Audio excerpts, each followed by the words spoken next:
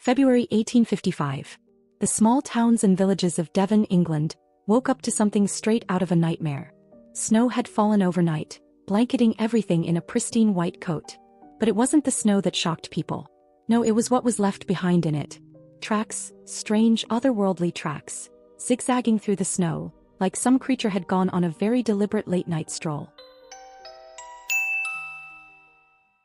These weren't just your run-of-the-mill animal tracks. They were unsettling. The hoof prints were small, only about 4 inches long, but here's the creepy part.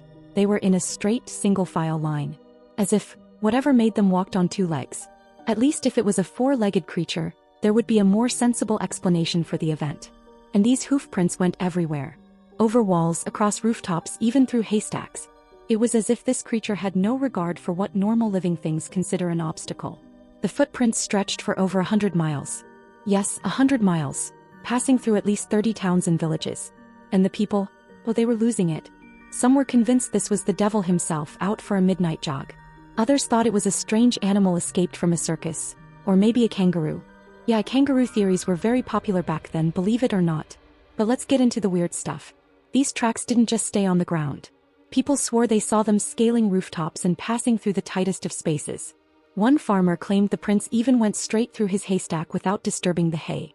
Imagine seeing hoof prints just ending on one side of a haystack and reappearing perfectly on the other. No broken twigs.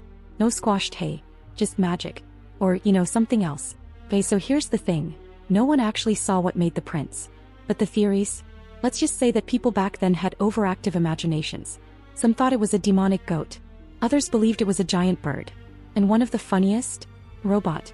Keep in mind, this was 1855. Victorian people didn't even have electric kettles. And they thought a robot was stalking their snowy streets. Like, where would that even come from? Anyway, ignoring the overactive imaginations of these 19th century Victorians, let's move on to what scientists and skeptics have weighed in over the years. One theory is that it was just an animal like a badger or otter, walking in an odd way. Another suggests it was wind or atmospheric conditions creating patterns in the snow. But the most boring theory? A prankster. Some people believe someone with way too much time on their hands strapped on some hooves and went for a really long walk. Imagine the level of commitment and boredom a person would have to do that. But no one really knows what happened in Devon that snowy night. All we have are theories. And isn't that what makes it fun?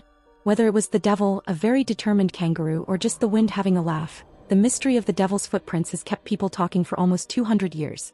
If you enjoyed this video, make sure to give it a like, subscribe, and hit that bell for more. And what do you think happened? Drop your weird theories in the comments below. Maybe you have more of an imagination than the guys back then.